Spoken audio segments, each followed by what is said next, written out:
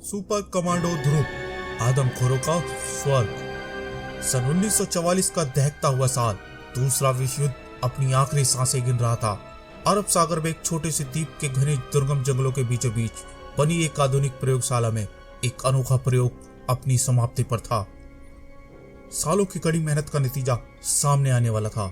बाएं हाथ की कलाई पर दाएं हाथ में एक पट्टा बांधा, एक बटन दबा और पूरी प्रयोगशाला में लगी सभी मशीनें सक्रिय हो गईं। सूर्य की किरणें एक खास स्थान पर केंद्रित हुई और प्रयोग सफल हो गया। मैं सफल हो गया। अब महामहिम हिटलर को दुनिया का शहंशाह बनने से कोई नहीं रोक सकता। मैं अपने प्रयोग में पिछले 8 सालों से इतना मशगूल रहा हूँ कि मुझे दुनिया की कोई खबर ही नहीं। आज मैं सालों बाद रेडियो पर समाचार सुनने जा रहा हूँ। समाचार है कि जर्मनी के तानाशाह हिटलर ने आत्महत्या कर ली है। जर्मन नाजी सेना के वरिष्ठ कमांडरों ने इस समाचार की पुष्टि की है। हिटलर महामहिम ने आत्महत्या? नहीं, ऐसा नहीं हो सकता। इस बियाबान उजाड़ द्वीप में मेरी सालों की मेहनत खाक में मिल गई। अब मेरा यह आविष्कार किस काम का? महामहिम हिटलर ने मुझ जैसे नाजी जर्मन वैज्ञानिक पर भरोसा किया और मैंने सफलता पाने में देर कर दी, बहुत देर। अब मेरी जिंदगी का कोई काम नहीं। अब मैं भी नहीं वही राह चुनूंगा जो महामहिम हिटलर ने चुनी। चाकू का लंबा नुकीला और घातक फाल पेट में दूर तक घुसता चला गया और बाकी बची कुची लाश एक अनाम जर्मन वैज्ञानिक की, जिसके आविष्कार में दुनिया को हिला देने की ताकत थी। समय बीता, वह द्वीप अब लक्षद्वीप बन गया, भारत का एक अभिन्न अंग, और वह प्रयोगशाला घने और बीहड़ जंगलों में से एक अभिन्न अंग बन गई। पेड़ों और लताओं से ढकी दुनिया को नजरों से ओझल, और उसके साथ ही दफन हो गया अनाम वैज्ञानिक का आचार्य रहस्य। परंतु हमेशा के लिए नहीं। समय रात के 12:15, स्थान Regal cinema. Film king Kong का आखिरी शो अभी खत्म हुआ है। हाउसफुल शो की भीड़ धीरे धीरे धुंध में गायब होनी शुरू हो गई। सच मदन, मुझे तो फिल्म देख के एक दहशत सी हो गई है। पागल हो गई है तुम?